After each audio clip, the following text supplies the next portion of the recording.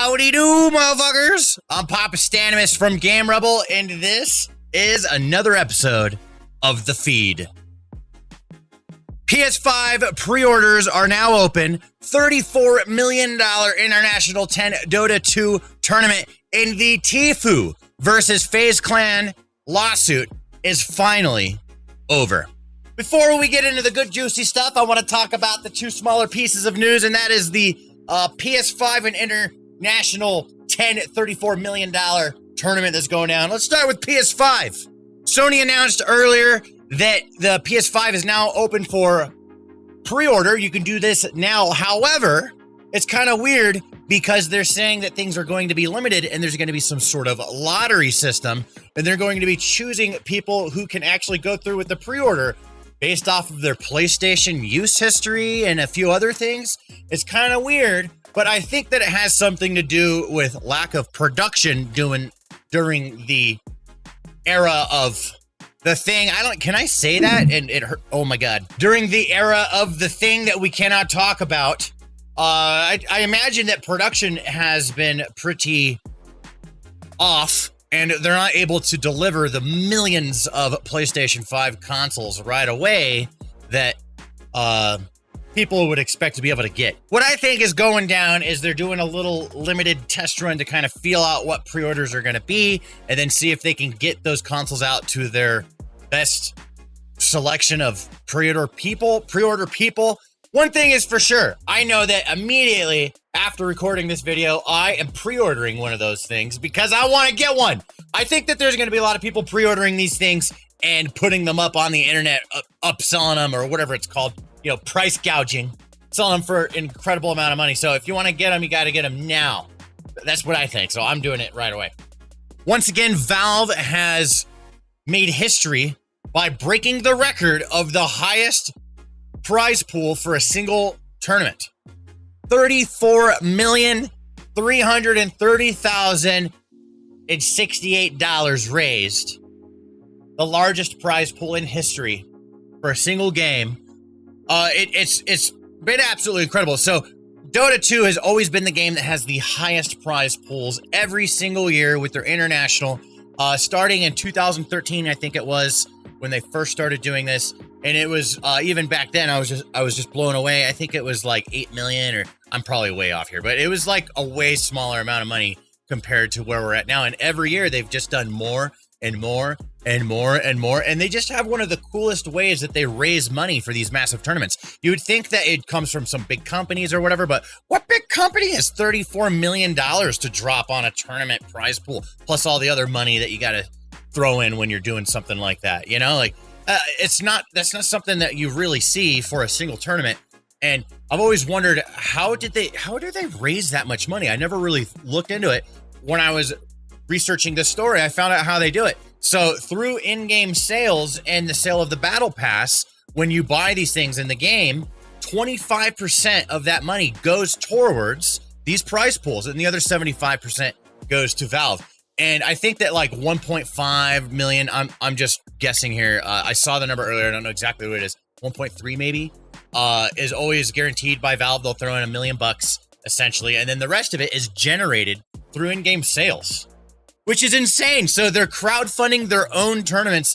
I personally didn't know that. It might not be news to many of you watching, but it was news to me. And I just think that it's absolutely incredible that consistently through crowdfunding, essentially, they're able to break the record of esports prize pools every year. So here we are, $34 million raised. So that means that Valve got like $100 million out of just raising money for a tournament. It's such a genius marketing move. It just blows my mind. I do know that League of Legends is like the biggest esport in the world with I don't know exactly how it measured, but in my opinion, Dota 2 is the biggest esport in the world because holy shit, look at these prize pools. And finally, the moment that we're all here for. We're going to talk about Faze Clan versus Tfue. 14 months ago, I think it's 14 months, over a year ago, I could say it that way and be right, Tfue announced on the internet that he is suing Faze Clan, the esports org he is a player for. And apparently it was over contractual things that aren't good. for example, getting screwed out of, I think that the big one, if I have to guess, because this is like the thing that's all over the industry, is that he was probably getting like not that much money for the big sponsorship deals that they were making with his likeness. I think that that's what the big argument is. I think he threw a bunch of other things in there he got with his lawyers. And when you're suing somebody, you got to throw everything out to see what sticks. That's the way you battle in that arena. And Tfue did that. He threw in all kinds of stuff. And I think a lot of it kind of got thrown out, but there were some things that stuck, and he was winning the lawsuit.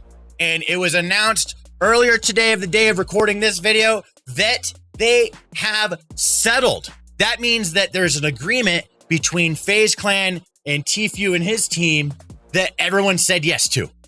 Okay, and since Tfue was suing Faze Clan essentially agreed to giving an unknown amount of money and whatever sort of agreements they have. I know one thing is that Tfue is no longer part of Faze now, which is massive. So he gets to leave his contract, and they have given him a sum of money. We don't know how much, but it's going to be something essentially of that nature to what's happening. And no one has officially like announced on their social media or whatever. There is a joint statement that they've made together, which I think is pretty professional and which I very, very much enjoy. Let me pull that up on the screen. Faze and Turner Tenney are pleased to announce that they have resolved their disputes and settled their litigations. The parties wish one another the best of luck in future endeavors. Short and to the point. They're not shitting on each other. It's just there's a settlement. They made an agreement, and apparently, Tfue and Faze Banks or people from Faze or whatever have been partying and hanging out throughout this whole entire time. So it's just funny how business can be separated from personal things.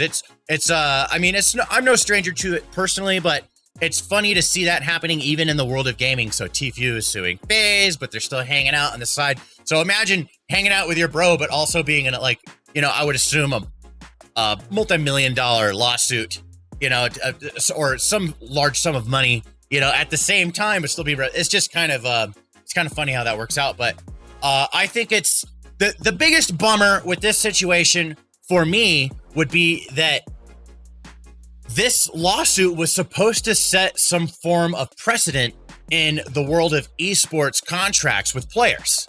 And since there was a settlement and it didn't go to like trial, or there wasn't big sort of massive court decision, we are left without a precedent being set, and we're still in the same place we started. Nothing changes. So I was hoping for some sort of precedent to be set so we could see a change. I don't know what that change is. I don't know if the change would be good or bad. I just wanted to see something happen because this is such a new realm. So now we're back into the Wild West, and I've looked into it, and I'm probably way wrong here, but I've looked into the big law firms that operate, and I found two of them, and they are in New York.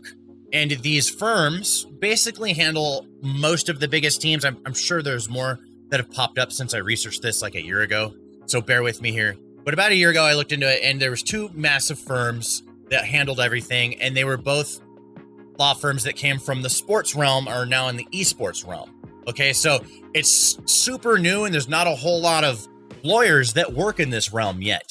They haven't transferred over, but I assume that they're all going to kind of come from the physical sports realm, start entering the esports realm, and we're going to see a lot of things kind of change over the next, I would say, 5 to 10 years. I think it's going to be really slow. The way it works is, the big orgs, they make the sponsorship deals. Okay, they own the rights to those sponsorship deals, and they can then kind of sub-deal it to their players. So you don't know how much money was actually transferred.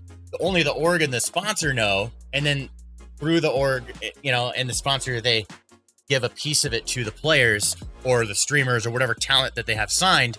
And that's just going to continue to be the standard for a while. It's like that in a lot of spaces, especially things like music, where they can sign your likeness and stuff like that. So it's just a really big bummer that we did not set a precedent. I know that I've said that a couple times now already, but that what I'm trying to explain is that if we could have had that, I think that would have been really interesting and good for the esports scene to have something like that because we saw a player push back against a shitty deal, essentially. And but a deal is a deal. They shook on it. They signed on it, you know? So, but at the end of the day, there was a settlement, and FaZe coughed up some cash and freed him from his contract.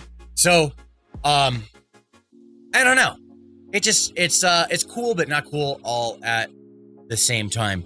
Guys, thank you very much for tuning in with me on another episode of the feed. I know I did not release any earlier this week. I did some Twitch tutorial videos, and I also have a bunch of other videos that I'm going to be making that are not the feed and not Twitch tutorial / lectures. I have some other types of stuff in the works that are new and fresh for this channel. I'm super excited to stretch my legs creatively on this platform of YouTube. I've been on it for so long and I never tried.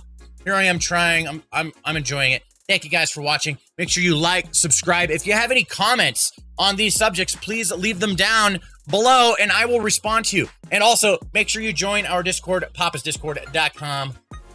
5,000 members-ish, somewhere around there right now. And we just keep on keeping on. See you guys in the next goddamn video!